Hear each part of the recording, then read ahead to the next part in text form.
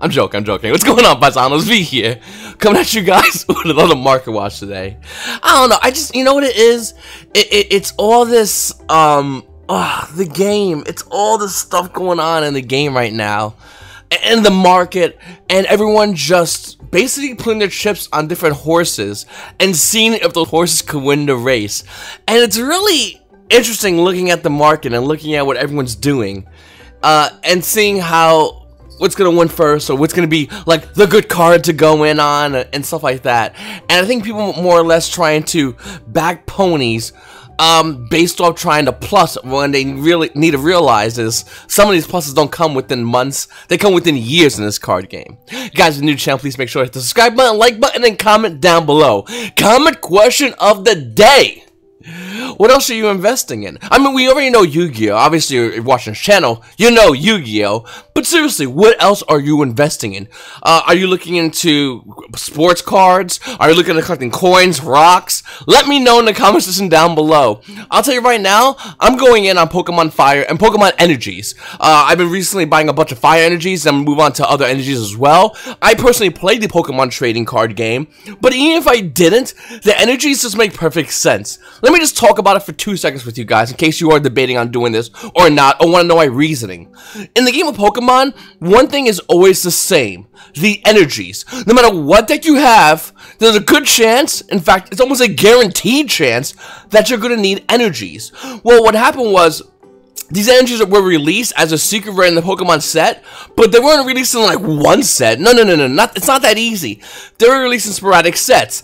Burning Shadows had fire energy, and then you click on the darkness energy, and that was it. Oh, that was also in Burning Shadows. You click on the psychic energy, that was in base set. You click on the water energy, that was in Crimson Invasion. You click on the electric energy, that was in Guardians Risings. So what I like to do is, personally speaking, is I like to go in and grab a bunch of energy secret rare. In fact, my goal is probably to get at least 10, and then once I have 10 of everything, go into 20, and so on and so forth. Because I do think these are the hardest energies to get. They're the most expensive energies in the game for Pokemon. One thing, these are things that are needed, not like questionable kind of. You need these energies. There's also certain cards like Switch, Secret Rare. I own 4 of those. These cards that have always been in the game Pokemon. And like I said, a part of me wants to do a Pokemon Market Watch channel, but it'll be like 3 videos every couple of months, and it'll be basically me talking about things like energies, in which I think obviously is a must-have. These are sporadically been going up in value. Sometimes they go down a little bit, but for the most part, they do go up tremendously, and I think that's what we need to really take to heart when looking at this. Like I said, guys, if you're new to the channel, please make sure to subscribe button, like button, and comment down below. Let me know what you think. But this is what I'm personally been doing for a good amount of time. I also buy stocks and Bitcoin as well, but I've always been doing that. This is something I just, within the past year, really got involved in. Guys, so let's talk about Legendary Duelist Season 1 for a quick second. I think this set has great potential future value. Nothing of values in this set right now, though. And that's something that's really interesting, because normally you get sets, you're like, alright, here's the current value, hit some mid-range value, and then there's that long-range value. In Legendary Duelist Season 1, I don't think there's any kind of short-range or value whatsoever. In fact, Millennium Restrict would have been a great card to have if we had 3 instant fusions. We don't, though. Ancient Gear Fusion is a great card, great reprint, but for the most part, casuals really want that. Maybe some collectors, competitive, it does nothing, and the value's gonna not really spike. Crystal Bond's a great card for Crystal Beast players, but besides your boy V, okay, your fellow Paisano, find me some other Crystal Beast players. Have fun looking for that one. Red Eyes Baby Dragon, collectors, Gearfried. I think these Red Eyes Black Dragons are actually great long-term potential. I mean, they are the alternate art version of the Red Eyes Black Dragon. They are the different rarities. They're ultra rare, but they have the old school kind of different coloration on the rarities, which is something we definitely have not seen in any set. And to be honest with you, I think this is good long-term value. I think collectors will want these in the long term. Right now, they don't need them because there's other versions, including the original alternate art version of Red Eyes Black Dragon. And once again, there's a lot of good cards in the set, but nothing that you need to concern yourself with as far as going and buying sealed booster boxes. The best thing you can do with this set is to go on TCG Player and buy the singles. And if you are buying the singles, make sure to click in the description. My TCG Player link's on there. Click on that boy, help support the channel. I'd greatly appreciate it. Up next, Skystriker Ishizuku. So this card's going up in value. The current market price of this card is roughly around $47, but the value of the card is actually at $65. Striker players, let it go. Let it go. Okay? Let it go. Just throw it out there. Let's just move on. Up next, guys, we got Speed Duels Tournament Pack 1. This value has been increasing constantly. I mean, look at Blue Eyes Dragon from Speed Duels Tournament Pack 1. This is the ultra rare at a Speed Duels Tournament Pack 1 with a $137 market price and roughly almost near $140 for this card. This card at one point was like $25 when it first came out because nobody took Speed Duels Tournament Pack seriously. Nobody took Speed Duels seriously, and to a degree, I'm still conflicted. I've always been conflicted. On one hand, Konami has a huge thing, an alternate format of Yu-Gi-Oh, and on the other hand, when I went to go talk to Konami representatives about Speed Duels, they said they'll only promote it if Yu-Gi-Oh players go and play it. But that's not how this works. You need to sell me on something, Konami. I need you to tell me why I want to get involved in Speed Duels, not here it is. Do you like it? If you don't like it, I'm not going to talk to you about it. That's not how this works, Konami. This is a relationship, and what you're doing is not that. So I'm confused about that. Anyway, looking at Dark Magicians, roughly around $89. Resurrect Dragon, obviously $75 and increasing, by the way. Harvey Day Sister $68. Relinquish is $100. I mean, Dark Magician Girl was like the main one. When I first talked about Speed Duels Pack 1, Dark Magician Girl for me was like the #1 card. It was a super rare, so it wasn't really. The set has super rares and ultra rares, so it wasn't like the ultra rare card that you wanted, but the super rare card that had a better chance of coming in the packs. And I still say it. I think this is the best card in Speed Duels for tournament packs. I'm not saying Blue Eyes isn't. Obviously, it's going to be the most valuable, but this is the one that everyone's always going to want. Current market price has this card roughly around $13. It's actually down a little bit, about $8. But I mean, you got 17 while 12. I don't know if Konami's making more Speed Duels on Pack 1 or distributing more of this stuff. I really don't know. But what I do know is, as time goes on, this will become more expensive. No question in my mind, hands down, period, the end. Dark Magician Girl, Dark Magician, Blue Eyes Dragon, Speed Duels Tournament Pack 1. Does your locals have them? Nope. You know why? Because not every locals had them. And that's why they're even more unique. Think a promotional product as far as Speed Duels or anything else promotional product, like an OTS pack or Turtle pack. Every locals had at one point has had access to that. With Speed Duels Tournament Pack 1, Konami literally had to approve your locals to get Speed Duels Tournament Pack 1, and then your locals had to get in line to apply for this, and the Konami is like, you know what? Sorry, we got these guys that have been with us, you gotta wait, then you had to wait. And with Speed Duels Tournament Pack 1, I mean, that's what's gonna happen to the value. Speaking of crazy value, Delinquent Duel, Legendary Collection Kyber, Secret Rare, $13 market price. This card's roughly around $13 for Delinquent Duel. Now, is this the highest version? Because I'm not a big fan of the Secret Delinquent Duel. I don't hate it, but I'm a big fan of the original print Magic Ruler, first edition, before it became Spell Cards, Magic Ruler. Delinquent Duel, it's probably my favorite one. The Dark Beginning one also is really nice. It's roughly around $14. How much is, let's see, Magic Ruler, Delinquent Duel, for unlimited versions, about $16 for the ultra rare original print. Once again, it has to say Magic Ruler, not Spell Ruler. If you want a first edition version, you're looking roughly around, I'm gonna say $40 for this card. So we're gonna crazy cards that go in GOAT format. Boom! Book of Moon OTS Tournament Pack 13 with an $85 market price is roughly $350. Well, I think it's clear to see that even though OTS 13 has to be one of the worst OTS packs we have, due to the nature of these cards being harder to get because Yu-Gi-Oh players are not going to locals to crack these packs, and due to the nature that not all locals are receiving OTS 13, because why would you receive something if you can't use it? So due to all those factors, these cards are going to be a little bit harder to get. But, and I said yesterday, they will go down in value. And I do think, and I still think, these will continue to go down in value. For now, they're going to be hard to get. In time, not so hard. What's getting harder and harder every day is Scapegoats. Ultimate Rare at an OTS Tournament Pack 8. With a $49 market price, the new price point today is $60. At one point, this card was $25. We talked about it for a bit. It went to like $38. We talked about it for a bit. It went to $50. Now it's at $60. I mean, this card is going to get bought out. There's going to be a time in the game of Yu-Gi-Oh! Mark my words. The Ultimate Rare Scapegoat is going to be an insanely expensive card. And owning even one of them is going to be a huge feat, let alone 3. I don't think Go format's going anywhere. Once again, I talked with Konami. They don't hate Go format. They have a big rule against unsanctioned Yu-Gi-Oh! Play. But with Konami, they're kind of okay with Go format. It's a really weird thing they got there. It's a bit of a paradox. But looking at Scapegoat at an OTS Tournament Pack 8, this card is going to be a very expensive card. No doubt in my mind. GOAT format. I mean, God, man. Unless format's a card, the GOATs? Scapegoats? Yeah, that's going to be a thing. So once again, it's up to you whether or not you want to go ahead and grab yours. I own 6 of these, and if I could have got another 6, I would have. Trust me on that. Next, guys, Infinities. What's happening here? Is this another thing of just deck cards being slowly and quietly bought from the market? Because that's what I always kind of see what's happening more or less now. Years ago, if you said you were going in and buying deck cards, let me tell you, the comment section of my videos years ago when I said deck horse was not a big fan of your fellow Paisano V. They weren't hearing it. They're like, V, but what about X and Y cards? I'm like, what about deck horse? X and Y? Listen, moving into it now, looking at cards like Infernities and Infernity Mirage specifically, super rare original print coming out of Shining Darkness with a $13 market price. The value is currently roughly around $80. After that, it goes up to $100, and then it's $200 for Infernity Mirage. Can we get a reprint already? Yeah, can that get reprinted already?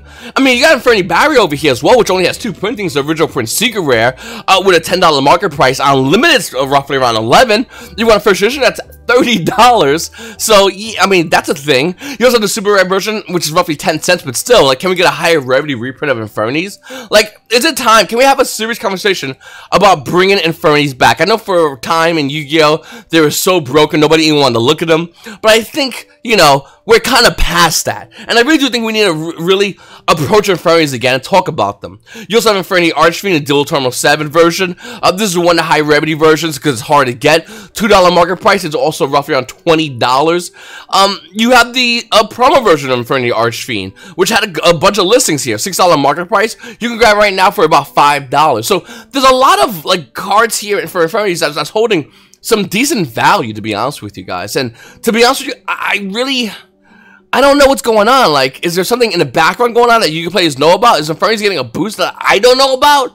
Or it's just a simple case of Yu-Gi-Oh! Players going, I'm just going to buy a deck core, and everyone's just going in and doing this. I don't know what it is about, but what I do know is these cards are egregiously overpriced, and the majority of them are definitely due for a reprint. We also have Legendary Dragon and White. I first thought about this card when it was like $8. You can't use it in a duel. And my reason of why I thought this card, and still think this card is going to be going even higher in value than it currently is right now, because it's a Blue Eyes card. You can't use it in a duel. It's Prismatic in World Superstars, a set that's been out for how long? No reprints in this card. $37 market price of the card currently is $33. As well as Legendary Magician of Dark, which is $34 market price, and that card's roughly around $31, so it's down a little bit. But if I go to you and I go, hey, listen, these cards are $8, and you're like, well, that's crazy, I'm not gonna buy them, and then you go to $50, you're like, whoa, and then I bring them back down to $30. What happened? What happened was I upped the price, but you didn't know it. You just had zero idea. And in the case of Legendary Magician of Dark and Legendary Dragon and White, that's what's happening to these cards. They're spiking really high, really fast as Yu-Gi-Oh! Players become more collectors, because why not? There's nothing to do go for locals for some of you guys. And then it calms back down when Yu-Gi-Oh! Players are going, whatever, I don't want any more, or those who see it going up high in value are selling it. And then we're just going back and forth. But every single time, Legendary Magician of Dark and Legendary Dragon of White are going up higher in value. In fact, look at El Shadow Construct at Dos Alliance Ultimate Rare, $41 card. Unlimited copies are around 45. First editions are roughly around almost near $50 at $49 currently. Shadow Construct Ultimate Rare went up to as high as $75 for the Ultimate Rare version of this card. Well, why is it cooling down? Well, because Shadows aren't doing much. And everyone kind of forgot about the fact that this is one of the harder to get cards out of those alliance in general. And I think a lot of Yu-Gi-Oh! Players are just misinterpreting the market. I really don't think that they're looking at this card and going, yeah, that card's trash, and walking away. Obviously, we know that there's going to be a time where this is going to be cleaned out. Obviously, we know that Konami's still going to be making new cards, and there's a good chance Shadows can come back into the meta, being the fact that it's one of the, probably, if we had to choose the best and most loved meta decks, it would probably be Shadows universally. So I don't understand why this card's going down in value. What I do think is going to happen is it's currently stabilized in the market. And that happens for a while. When Yu-Gi-Oh! Players forget about it, when it's not talked about, and when there's a new thing in front of your face, you don't look at the other things that do have potential. And in this case, that potential is El Shadow Construct. You can do whatever you want to do with yours. I have my playset. I'm happy. I'm just throwing it out there for you guys in case you guys did forget about this card. Like Carmageddon, another card for dragons. Remember that dragon thing and how this card used to be like an $8 card? Carmageddon right now is a 79-cent market price, and it's literally 41 cents in the market. The card is a solo print only version that's out of Dragons of Legends. It's a super rare. And everyone kind of forgot about this card. No more reprints of this card at all, but it's good for promoting Dragon plays. Well, that died when Nibiru came out, and everyone's like, well, I'm not playing Dragons anymore. And then Konami's like, yeah, you should play Dragons. Oh, we're Colossus. And you're like, oh, I can't play Dragons anymore. But this is still a really good card, and a lot of you players just totally forgot about that. Listen, if you don't have this card, it's less than $1. I think it's a great card and a great pickup, especially the fact that nobody's looking at it right now. Well, until this video, probably. We also have Token Collector. When this card first was talked about and hit a crazy high value, I didn't want to hear it, to be honest with you. I didn't want to hear it because the value of this card was so exponentially high for the Ultra Rare version of this card that I literally, when I made my video, said this makes no sense. In fact, looking at the meta during that time, even though the Crystalline Needle Fiber was out and we didn't have Link Cross yet, I still was like, there's not really a need for a Token Collector. But I think as we go more and more deeper into this meta, I think we can all agree that tokens, that's a thing. And Token Collector actually is a good answer. Think about it. Think of every single meta deck that's currently in the game of Yu-Gi-Oh! Right now. A, does it go on Crystal Needle Fiber? And B, if it's not, does it go on a Link Cross? Or C, can it make tokens on the board in which you can use Token Collector against? For me, the answer to the majority of those questions, the majority of those decks, is going to be yes. So much so, I personally went out yesterday, online, actually I should really say, and bought 3 Token Collector Ultra Rare for the sneak preview versions. With $3 market price, once again, the value is plummeted back down. It's roughly around $3 in the TCG Play market. I grabbed my 3, I'm just going to throw it out there for you guys, because I know I talked bad about it in the past. I'm saying right now, times are changing, the meta is changing, and this card can potentially see good play in the game of Yu-Gi-Oh! Especially if you're playing something like Fantastical Dragon Phantasme. What's better to go into Phantasma when your opponent goes Needle Fiber and then go into a Token Collector when they turn that Needle Fiber into a Link Cross? Like, how clean is that play? We also have Anti-Magic Ivers on the card that a lot of you players forgot about, with a $16 market price, with a solo print coming out of Duel's Black Battle City, mind you. This card's roughly around $10 to $11. Just throwing it out there, in case anyone forgot about this card. It's still good. Until it gets a reprint, it's still going to have sporadic spikes in the game, and it has always have done previously. And then we got Red Ice Fusion, super rare out of Clash of Rebellion. Here's my question to you. Do you A, hold this card and are you going to sell it? Or B, are you like me, where you have a bunch of comments and are you debating on buying the super rare? Because I think there's a big bit of duality in this instance. I mean, but for a rarity horse perspective, you should always have the highest rarity. If somebody who has to like think logically though, looking at the reprint of that Dragon, well, looking at the Dragon card coming out in the Mega Tints in a really not so clean way, I'll probably talk about that in another video though. Red Ice Fusion, super rare. It's a bit of a rogue buy. I mean, yeah, Konami reprinted as a comment. By the way, it should have been at least super rare high. I mean, that would have made a ton of sense. But I don't know whether to go in and grab this card at high rarity or not. And I want to know what you guys think in the comment section down below. Are you okay with playing everything else max rarity in a common version, or spending what the market price is roughly around $20 and the card unlimited is about 18 first edition, roughly around $19. Quickly goes up to $20 on this card that you more than likely already have. So please, seriously, let me know in the comment section down below. If everything was max rarity, would you play common or super? It's annoying because I feel like the answer is yes, I should get super, but should we do that, Rarity Horse? I don't know. Up next, guys, Shonen Jump Magazine promos.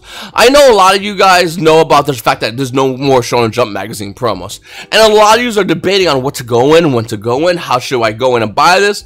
There's no real clear, concise answer on these cards. If you can find it in a dollar bind a Shonen Jump Magazine promo, buy it for $1. If you see something like Dark Magician, which is roughly around, so we'll just click on it real quickly, the ultra rare alternate art version of the card, that's roughly around $58, you probably might not want to buy it unless you're a Dark Magician collector. Not that the card can go higher in value, I don't know if it could, might possibly go higher in value, but the fact that Konami has already reprinted a bunch of these cards, including the Shonen Jump Magazine promo, right up, he's there, and then this one down below. Anyway, Konami is notoriously printing these cards, a lot of these cards. So there's a good chance the one that you're looking at right now that might have good value might get a reprint at its exact rarity or even a higher rarity, which obviously lowered the original print rarity version of the card. So I don't really know. Get it if you can, but don't run for it if you don't need to. That's basically how I gauge the Shonen Jump Magazine promos. Whew, okay. So in a couple of months it's going to be August. And this is really important because, actually wait, June, July, August. Next month's gonna be August. Sorry, you know, with the whole not being able to go outside all the time and living a normal life, it kind of makes you miss the days, hours, you know, some weekends, months. I thought we was in June not too long ago, but we wasn't.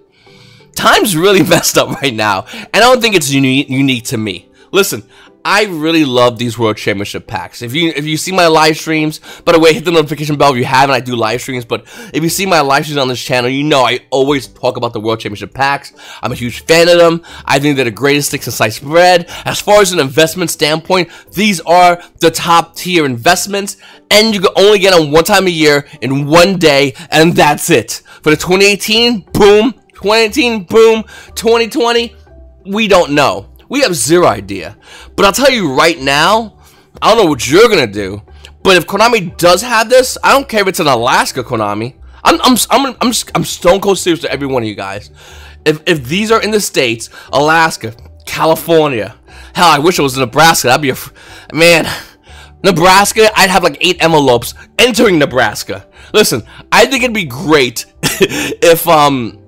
if Konami holds this for locals that are open. Once again, Konami, I personally think, really blundered not promoting locals that are already currently open due to restraints of, you know, needing to work a damn business because it's their business, and ignoring the locals. I really think Konami needs to do something to readjust that. And for the locals that are open, I think having the World Championship locals with the new segment ban list would be just beautiful.